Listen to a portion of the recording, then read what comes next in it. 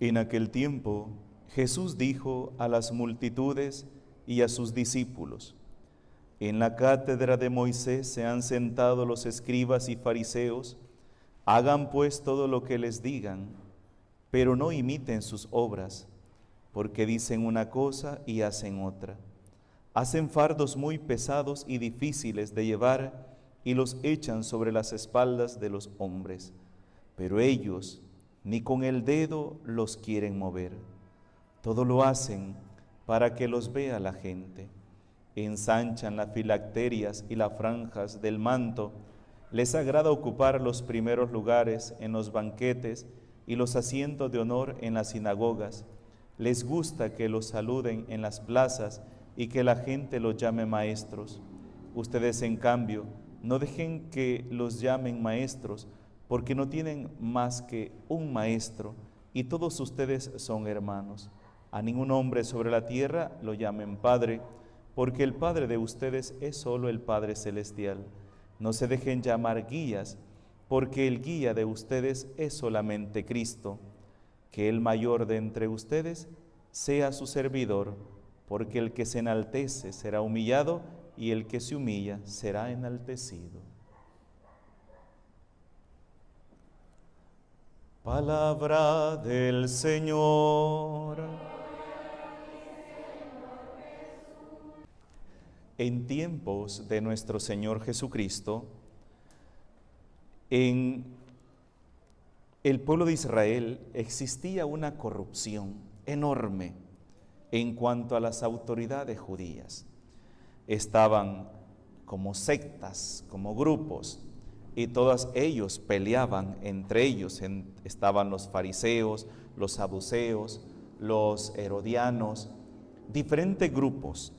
Y cada uno de ellos decía: nosotros tenemos la verdad, nosotros somos los mejores, nosotros somos los que tenemos la autoridad. Y cada uno de ellos se ofrecía así, como los que, digamos, tenían la verdad absoluta, los que eran dignos de imitar. Y Jesús va a decir: no es así, no es así. Miren, y Jesús empieza a decirles: estas personas hacen cargas tan grandes para ponerlas sobre los demás, y ellos ni siquiera son capaces de moverlos con un dedo, ni siquiera son capaces.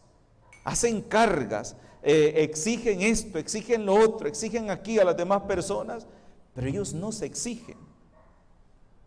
Ellos pretenden llamarse maestros, padres, guías, y no lo son.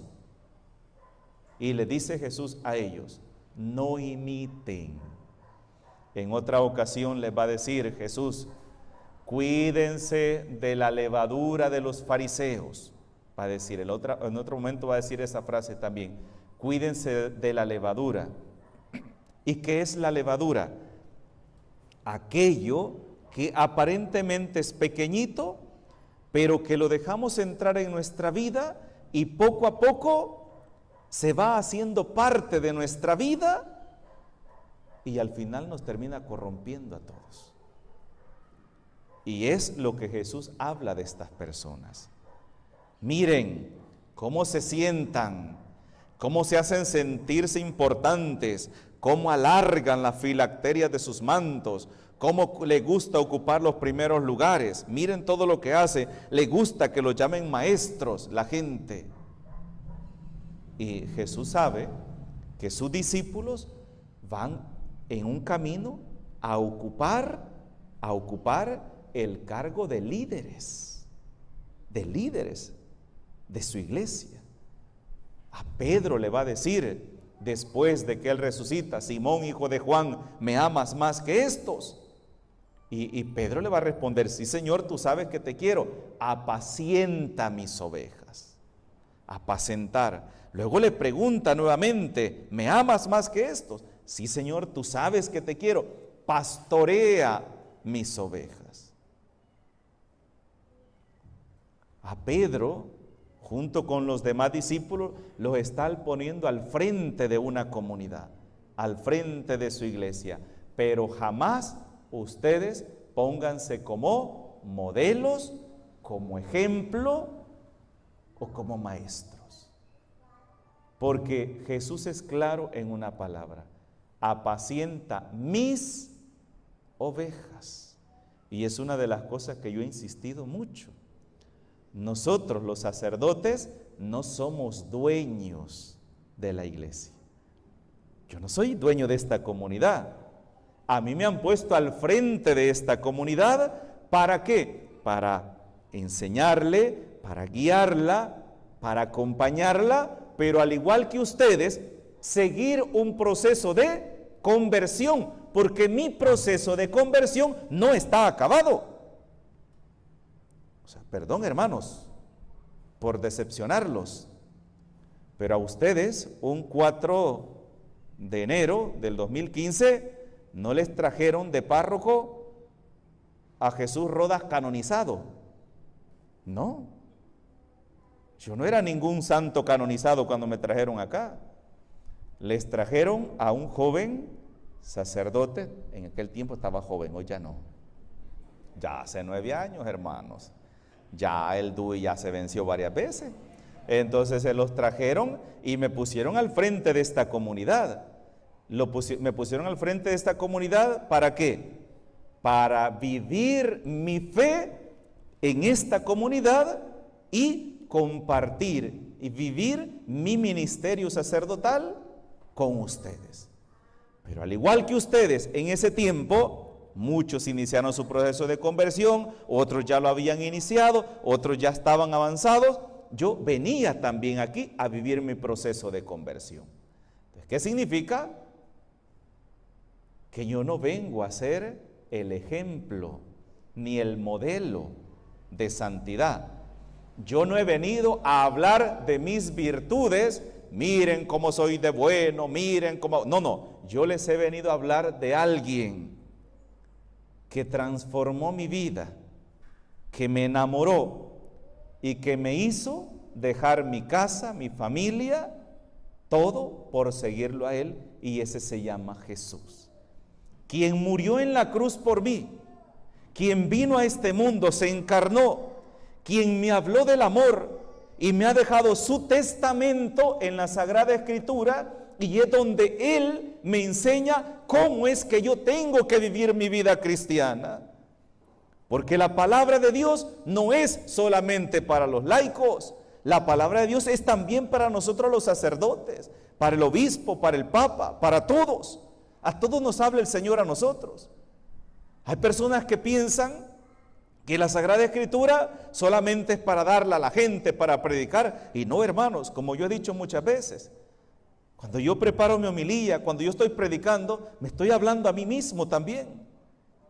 Ayer finalizábamos la novena al Divino Niño Jesús, y la novena la ofrecíamos, ¿por qué? Por la fidelidad, santidad y conversión del Papa, los obispos y los sacerdotes. ¿Por qué? Porque la necesidad de la conversión es para todos. Y es algo que se nos olvida a nosotros también. Hermanos, los que están más al frente de nosotros son los que tienen más responsabilidad. Acuérdense lo que dice Jesús: al que mucho se le dio, mucho se le exigirá, y al que poco se le dio, poco se le exigirá. ¿Qué significa? Que el Papa tiene una gran responsabilidad sobre la iglesia, los obispos tienen una gran responsabilidad, los sacerdotes también. Entonces, lo que insistíamos durante esta novena, ¿cuántas veces nosotros hemos dicho: Padre, ore por mí, Monseñor, ore por mí? Pero ¿cuántas veces nosotros hemos doblado rodillas y decir: Señor, te pido por este sacerdote, te pido por este obispo, te pido por el Papa? Porque, hermanos, si Dios puso a estas personas al frente de nosotros, no es porque resplandecieran en virtudes. Y el ejemplo más grande lo tenemos en Pedro, Santiago, Juan, Pablo, de los cuales hemos hablado muchas veces. ¿Cuántos defectos tenían estas personas? Cobardes, interesados, enojados y tantos defectos. cortos de fe, como Tomás. Y sin embargo, Dios los eligió y los puso ahí al frente. Porque a veces, yo lo he dicho, el ejemplo más claro que podemos dar de nuestra vida cristiana no es el camino de la perfección.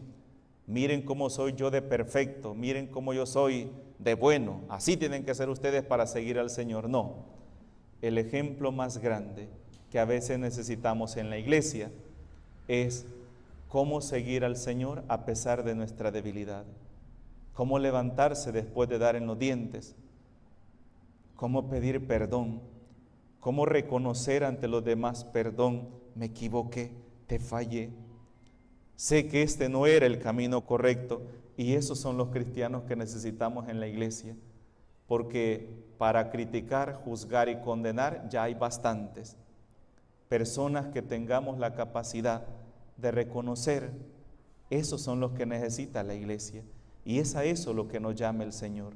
Acuérdese lo que dice Jesús hoy en el Evangelio: no aprendan de ellos, que se engrandecen y se hacen sentir importantes y quieren que la gente los admire, los alabe. No es así.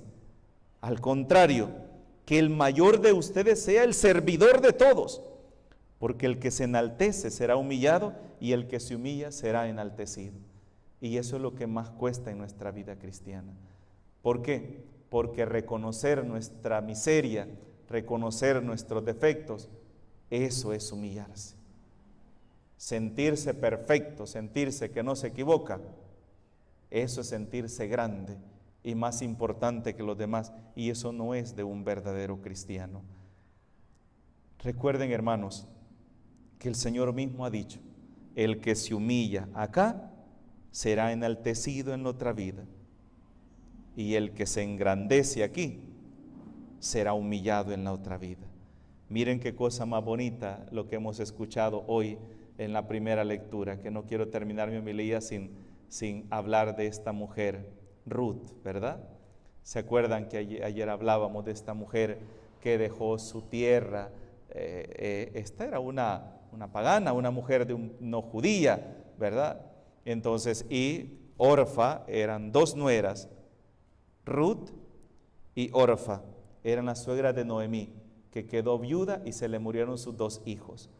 Cuando a Orfa se le murió el esposo, se fue y dijo: que me voy a quedar haciendo con esta viejita, ¿verdad? Me voy a quedar haciendo aquí. No, hombre, yo me voy para mi casa, me voy a buscar otro esposo para que me dé hijos y me mantenga. Esta viejita, en vez de darme algo, está para que yo le dé. Y se fue. Cuando Noemí vio eso, le dijo a Ruth: hija, mira que he quedado sin hijos y viuda. Vete a tu casa. Yo me voy a ir a mi tierra. He escuchado que las cosas han mejorado en mi tierra y me voy a ir. Y Ruth le dijo: no te dejaré, yo no te dejaré sola. ¿Por qué? Porque Ruth era una anciana, viuda, sin hijos. ¿A qué iba esta mujer? A morirse de hambre y a morirse sola. Y le dijo: no, a donde tú vayas, yo iré. Tu tierra será mi tierra y tu Dios será mi Dios. Y era una cananea, una pagana. Y se fue con esta mujer. Y cuando llegó allá, esta mujer, Noemí, ya no podía salir a trabajar porque estaba ancianita. Ella salió a los campos a trabajar, a recoger espigas. De lo que iban cortando los trabajadores, se les iban cayendo espigas. Ella iba recogiendo las que iban quedando botadas para darle de comer a su suegra. Vos la conoció y este hombre se enamoró de ella, se casó y le dio un hijo. Y este hijo, por ser ella viuda de Noemí, este hijo, por la ley del levirato, pasaba a ser hijo de Noemí, y a recuperar la herencia de Noemí y la descendencia de Noemí. Y miren qué cosa más hermosa. ¿Quién nos decía hoy la primera lectura que era la abuela del rey David? Ruth. Ruth engendró a Obed, Obed a Jesé, y Jesé engendró al rey David. Miren qué cosa más bonita, ¿verdad? Y saber que de esta mujer, de esta decisión, de este deseo de querer hacer el bien a una mujer que no se lo iba a poder pagar, una mujer que no estaba ahí para darle algo a ella, sino que ella era la que le iba a dar algo a Noemí. Por eso Dios la bendijo. Y es que, hermano, ninguna obra buena pasa inadvertida ante los ojos de Dios. Por eso yo a veces digo, la vida que llevamos es fruto de nuestras acciones. La vida que llevamos. ¿Por qué será que hay una vida tan miserable? Mira esto. Pregúntate cómo eres tú, con tus padres, con tu familia, con las personas que te necesitan. Dios devuelve el 100 por 1 en esta vida y en la otra vida, la vida eterna. No nos olvidemos, Dios no se deja ganar en generosidad. La humildad es el primer paso para aprender a ser generoso con los demás. El humilde es el que se pone en el lugar de los demás. El humilde es el que ve la necesidad de los demás. El arrogante, el agrandado, ese no ve, ese solamente ve para arriba, nunca ve para abajo. Por eso pidamos al Señor en este día nos conceda el don de la humildad, de la sencillez, pero también de la generosidad. En el nombre del Padre, del Hijo y del Espíritu Santo. Amén.